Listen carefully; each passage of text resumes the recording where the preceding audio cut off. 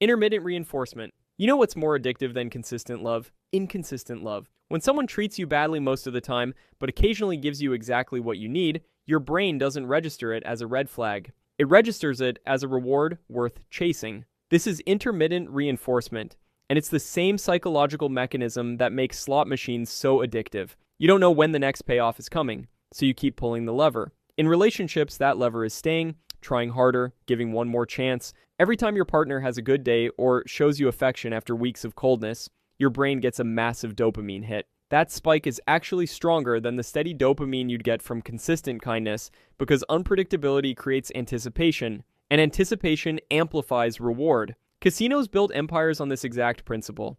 The problem is that your nervous system can't tell the difference between a slot machine and a person. It just knows that sometimes effort pays off, and that maybe keeps you locked in place, hoping the next spin will be the big one. But here's the thing.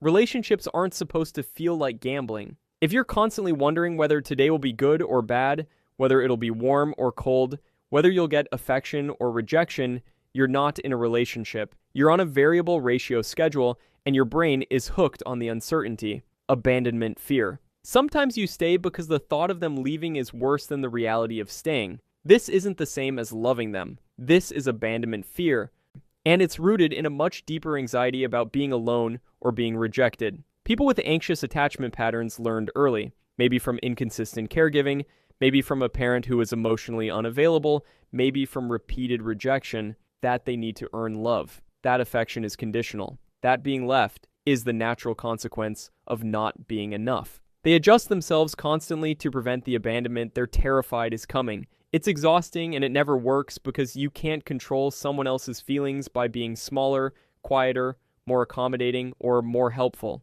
But you stay because leaving first feels like confirming your worst fear. That you were right to be afraid all along, that people do leave, that you aren't worth staying for. It feels easier to stay in a bad relationship where you at least know the rejection pattern than to leave and face the unknown terror of being alone. The irony is that anxious attachment actually creates the very abandonment it's trying to prevent. Your desperation becomes suffocating. Your need for reassurance becomes exhausting.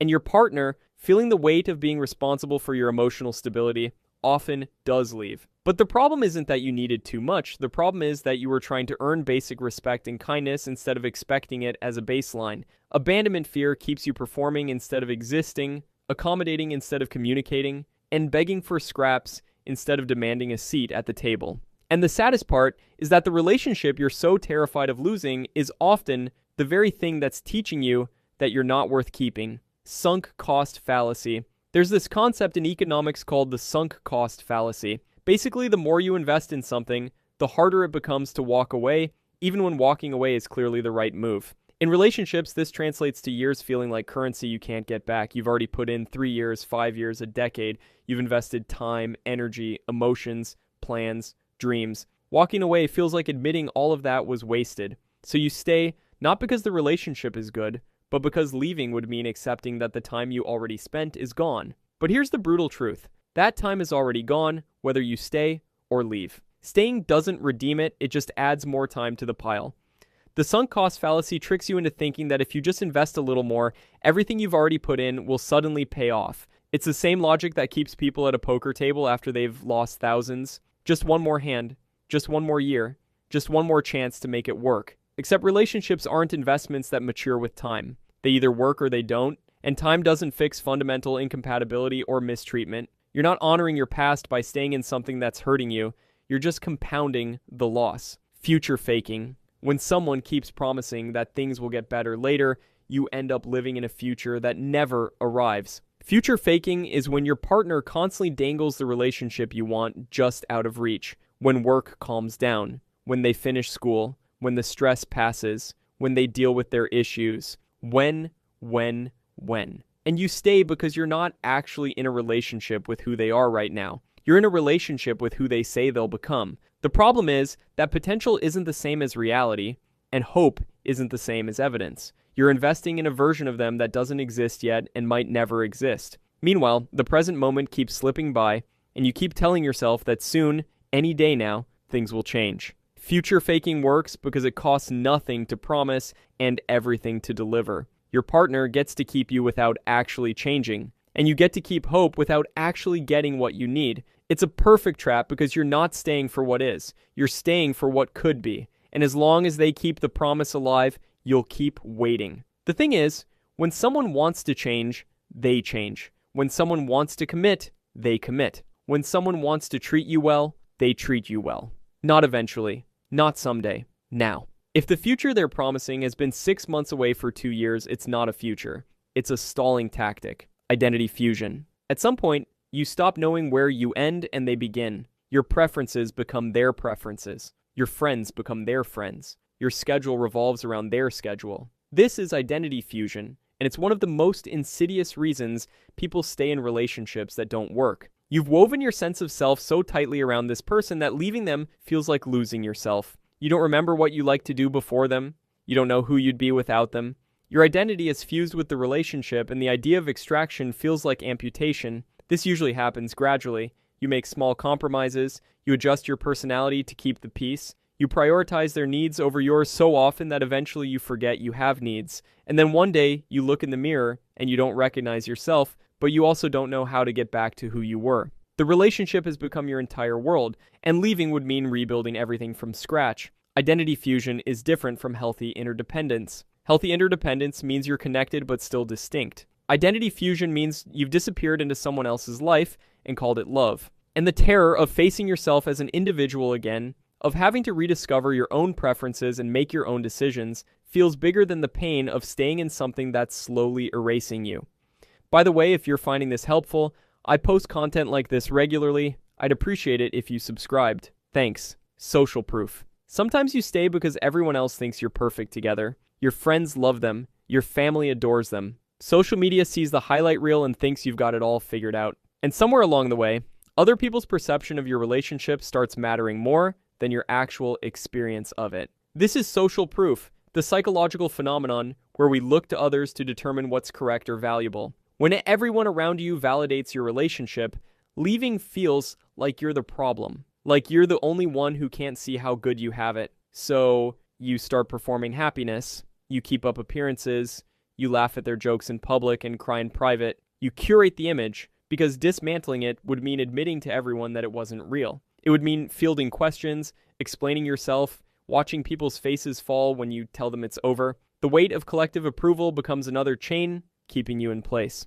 And here's what's wild. Sometimes your partner isn't even that bad in public. They're charming, attentive, funny, and kind. It's only behind closed doors that the mask slips. So when you try to explain why you're unhappy, people don't believe you. They've seen the version your partner shows the world, and that version is great. Your private reality can't compete with their public performance. Social proof turns your relationship into a democracy where everyone gets a vote except you.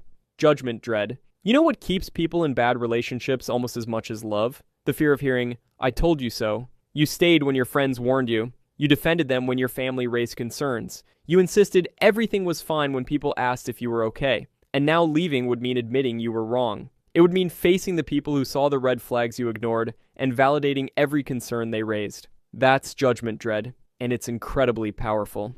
Nobody wants to be the person who wasted years on someone everyone knew was wrong for them.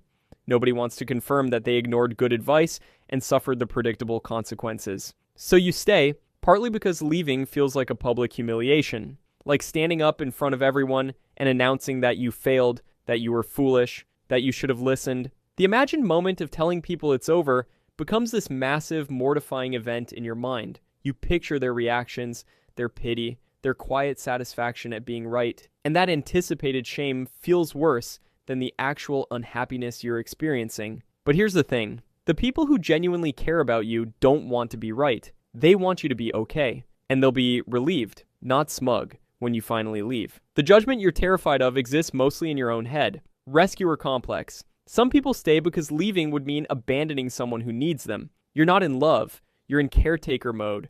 Your partner is struggling with depression, addiction, financial problems, family trauma, health issues, something that makes them genuinely vulnerable. And you've convinced yourself that your love is what's holding them together. That if you leave, they'll fall apart. That you're not just their partner, you're their lifeline. This is the rescuer complex, and it's rooted in the belief that love means fixing, that caring means saving, that commitment means sacrificing yourself to keep someone else afloat. The problem is that you can't love someone with wellness. You can't fix another person's mental health by staying in a relationship that's draining yours. You can't save someone who doesn't want to save themselves. And positioning yourself as their savior doesn't help them. It enables them. It removes their responsibility for their own healing and puts it on you, which means they never have to change because you'll always be there to manage the fallout. The rescuer complex often develops in childhood. Maybe you had a parent who struggled, and you learned that your value came from being helpful, from being needed. So now being needed feels like being loved.